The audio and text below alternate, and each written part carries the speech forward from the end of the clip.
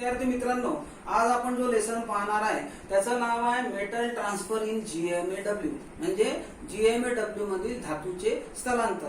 आता या अगोदर आपण शिकलेलं आहे की आपण वेल्डिंग करत असताना आपल्या जो दोन धातू असतात, एक म्हणजे बेस मेटल म्हणजे जॉब किंवा पॅरेंट मेटल आणि दुसरा जो धातू असतो तो इलेक्ट्रोड किंवा फिलर वायर. तर हे जे मेटल ट्रान्सफर आहे हे मेटल ट्रान्सफर तुमचा इलेक्ट्रोड किंवा फिलर वायर वितळल्यानंतर सांध्यामध्ये कशा पद्धतीने समाविष्ट होतो त्याला हे मेटल ट्रान्सफर असं म्हटलं जाते. तर हा फरक तुम्हाला लक्षात घ्यायचा आहे, कारण आपण सगळं शिकतो मेटल ट्रान्सफर, परंतु मेटल ट्रान्सफर कशाशी संबंधित आहे? जो फिलर मेटल किंवा तुमचा फिलर वायर किंवा इलेक्ट्रोड वायर वितळल्यानंतर कशा पद्धतीने जॉब मध्ये जातो त्याला मेटल ट्रान्सफर असं म्हटलं जातं. तर हे जे जीएमएडब्ल्यू आहे, या जीएमएडब्ल्यू मध्ये हा जो फिलर वायर आहे किंवा इलेक्ट्रोड वायर आहे, हा इलेक्ट्रोड वायर वितळल्यानंतर जॉब मध्ये अनेक प्रकारे समाविष्ट होतो. परंतु आपण ज्या मुख्य चार पद्धती शिकणार आहोत जीएमएडब्ल्यू मधील, तर त्याच्यातली पहिली आहे स्प्रे ट्रान्सफर. याला स्प्रे ट्रान्सफर किंवा फ्री लाईट ट्रान्सफर असं म्हणतात. दुसरी पद्धत आहे ग्लोबुलर ट्रान्सफर किंवा इंटरमिजिएट ट्रान्सफर असं सुद्धा त्याला म्हणतात. शॉर्ट सर्किट ट्रान्सफर म्हणजे डीप ट्रान्सफर आणि चौथा जो आहे तो पल्स ट्रान्सफर. आता हे जे मेटल ट्रान्सफर आहे हे कशावर अवलंबून असते? तर हे जे मेटल ट्रान्सफर आहे हे तुमच्या इलेक्ट्रोड वायरची साईज, तुमचा शिल्डिंग गॅस कोणता आहे, तुमचा आर्क व्होल्टेज किती आहे आणि इलेक्ट्रिक करंट किती आहे यावर अवलंबून असते. तर पहिला जो मेटल ट्रान्सफरचा प्रकार आहे तो आहे स्प्रे ट्रान्सफर. आता हा जो स्प्रे ट्रान्सफर आहे या धातूचा हा जो स्थलांतराचा प्रकार आहे याच्यामध्ये अतिशय सूक्ष्म कण म्हणजे फवाऱ्यासारखे कण ते तुमच्या हा जो फिलर वायर वितळल्यानंतर जॉब मध्ये समाविष्ट होतात. म्हणजे काय होतात की अतिशय सूक्ष्म धातूचे कण, त्याला आपण इंग्रजीमध्ये म्हणतो की फाईन ड्रॉपलेट्स, हे इलेक्ट्रोडच्या टोकापासून अलग होऊन तुमच्या या जॉब मध्ये समाविष्ट होतात. आता हा जो स्प्रे ट्रान्सफर साठी तुम्हाला उच्च विद्युत घनतेच्या विद्युत प्रवाहाची आवश्यकता असते. म्हणजे हाय डेन्सिटी करंट ही एक त्याच्यामध्ये अट आहे की जेव्हा उच्च घनतेचा विद्युत प्रवाह असेल तेव्हाच हा स्प्रे ट्रान्सफर किंवा त्याला दुसरं नाव काय सांगितलं आपण, फ्री लाईट ट्रान्सफर हा होत असतो. आणि याच्यामध्ये व्होल्टेजचं एक दिलेलं आहे की हे जे स्प्रे ट्रान्सफर आहे हे स्प्रे ट्रान्सफर 28 ते 32 व्होल्ट एवढा जेव्हा व्होल्टेज असेल त्यावेळेला हा जो तुमचा स्प्रे ट्रान्सफर आहे हा होत असतो. तर आता चांगला स्प्रे ट्रान्सफर मिळण्यासाठी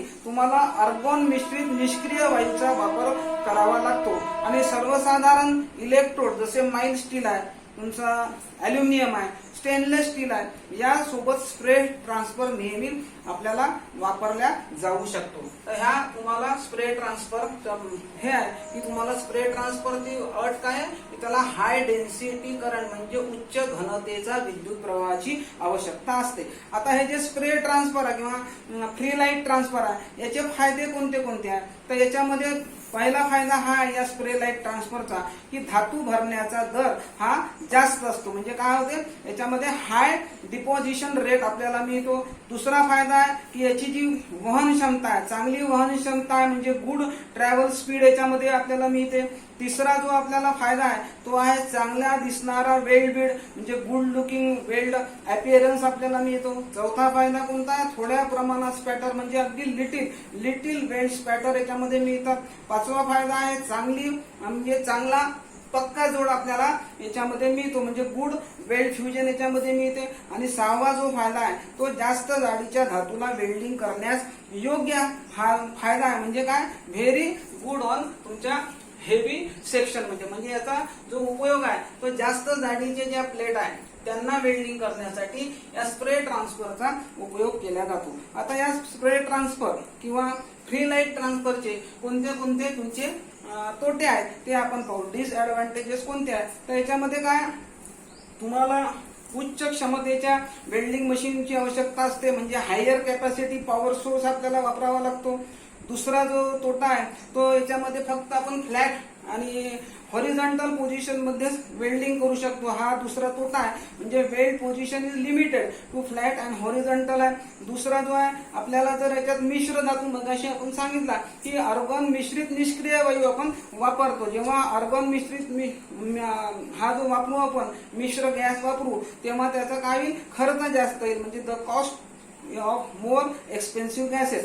चौथा जो आहे तो काय, याच्या मध्ये वेल्डिंग करत असताना तीव्र प्रकाश किरण बाहेर पडत असतात, त्यामुळे काय होते, तुम्हाला संरक्षणाची जास्त आवश्यकता असते. म्हणजे तुम्हाला हायर रेडिएटेड हीट याच्यातून हे होत असते, म्हणून तुम्हाला एक्स्ट्रा प्रोटेक्शन आवश्यक असते. तर हा झाला पहिला स्प्रे ट्रान्सफर. या स्प्रे ट्रान्सफर म्हणजे पुन्हा एकदा सांगतो की हे जे चारही आपण ट्रान्सफर पाहिलेले आहेत, spray transfer, globular transfer, short circuit transfer आणि पल्स ट्रान्सफर, हे कशाशी संबंधित आहे, इलेक्ट्रोडचा फिलर वायर किंवा इलेक्ट्रोड वायर वितळल्यानंतर तुमच्या सांध्यामध्ये कशा पद्धतीने समाविष्ट होतो त्याला मेटल ट्रान्सफर असं म्हणतात. तर हा स्प्रे ट्रान्सफर मध्ये याच्यामध्ये आपल्याला हाय डेन्सिटी करंट पाहिजे, म्हणजे उच्च घनतेचा विद्युत प्रवाह पाहिजे, आणि त्याचं जे व्होल्टेज आहे ते 28 ते 32 व्होल्ट आपल्याला ठेवावं लागते. आणि दुसरा याचा उपयोग काय, की जास्त जाडीचे जे कोणते जॉब असतील त्यांना वेल्डिंग करण्यासाठी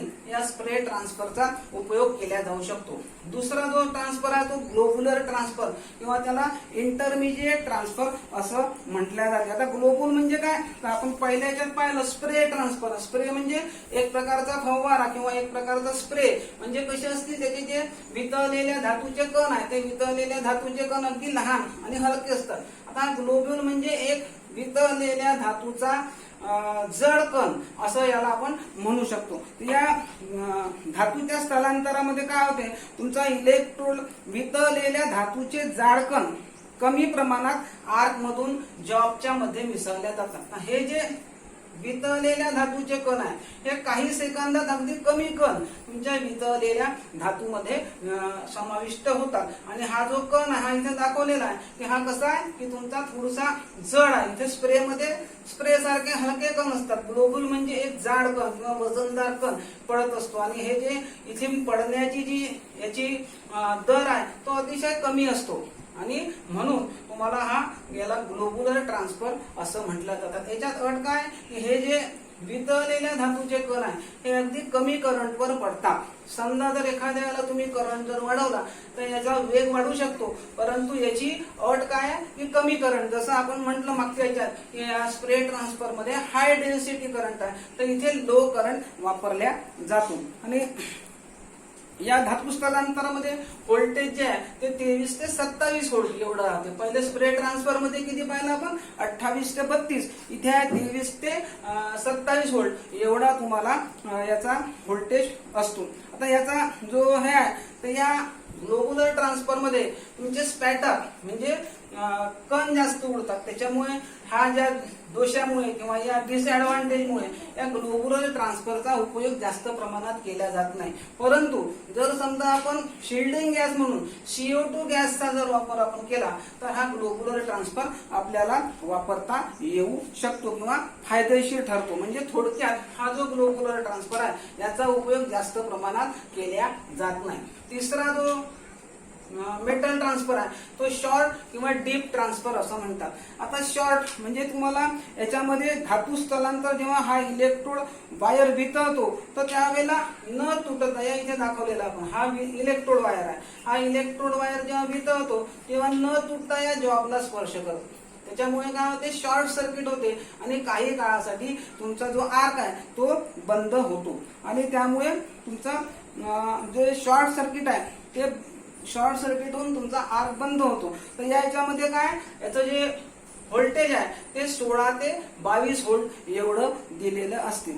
या धातू स्थलांतराचा उपयोग कमी जाडीचे जॉब किंवा पत्रांना वेल्डिंग करण्यासाठी केला जातो व या पद्धतीद्वारे सर्व पोझिशन मध्ये आपल्याला वेल्डिंग करता येते. आता ही जी शॉर्ट सर्किट याच्यामध्ये आपण स्टेजेस दाखवले आहे की कशा प्रकारे या शॉर्ट किंवा डीप ट्रान्सफर मध्ये तुमचा वितळलेला धातू जॉब मध्ये, आता ही पहिली स्टेज दाखवली आहे की हा जो आर्क चालू झाल्यानंतर हा वितळलेला इलेक्ट्रोडचा धातू इथे जॉबला टेकला, हा आर्क असा टेकला, इथं बंद झाला. मग नंतर हा जो इथे एक कण तयार होतो तो कण तुटतो आणि परत आर्क तयार होऊन इथे अशी वेल्डिंगची क्रिया पूर्ण होते. याला काय म्हणतात, शॉर्ट आर्क ट्रान्सफर. आता आपण याच्यामध्ये याचा उपयोग काय पाहिला की कमी जाडीचे पत्रे यांना वेल्डिंग करण्यासाठी आपल्याला याचा उपयोग केला जातो. ठीक आहे. आता याच्यानंतर आपण पाहू pulse spray pulse spray transfer मध्ये काय आहे की हा जो पल्स स्प्रे ट्रान्सफर आहे याच्यामध्ये धातू स्थलांतराचा वेग एकसारखा म्हणजे कसा स्टेडी असतो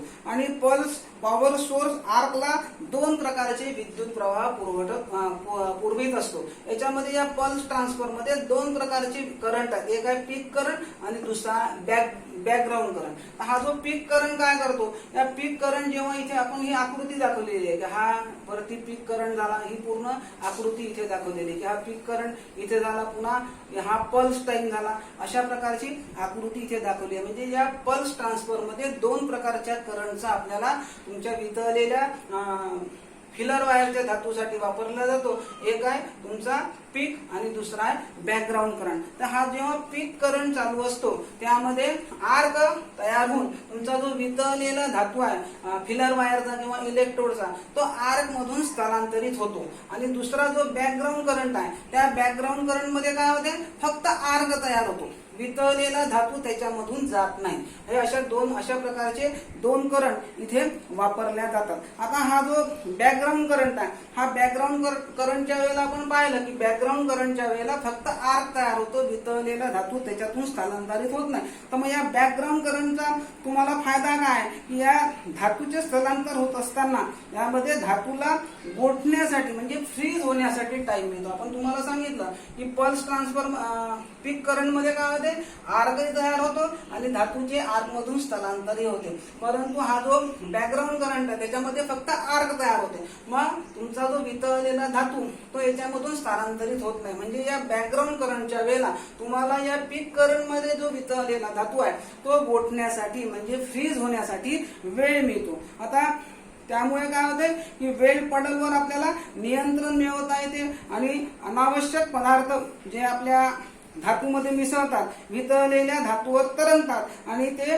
नंतर स्वच्छ व मजबूत वेल्ड आपल्याला याच्यामुळे मिळतो। तर याच्यामुळे या बॅकग्राऊंड करंट मध्ये आपल्याला दोन फायदे मिळतात, एक म्हणजे तुम्हाला वितळलेला धातू गोठण्यास मदत होते आणि दुसरा म्हणजे तुमच्या जॉब मधला जो वितळलेला धातू आहे त्याच्यामध्ये ज्या कोणत्या अशुद्धता असतील त्या अशुद्धता त्या वितळलेल्या धातूच्या पृष्ठभागावर तरंगतात आणि त्या तरंगतामुळे काय झालेला आपल्याला पक्का आणि चांगला वेल्ड याच्यामध्ये मिळतो। आता या पीक आपल्या पल्सचे फायदे कोणते कोणते आहेत ते आपण पाहू। यामध्ये काय कमी जाडीचे जॉब आपल्याला स्प्रे करता येतात, म्हणजे तुम्हाला काय की able to spray thinner metal म्हणजे कमीत कमी जे कमी जाडीचे जे धातू आहेत त्यांना आपल्याला याद्वारे वेल्डिंग करता येऊ शकते।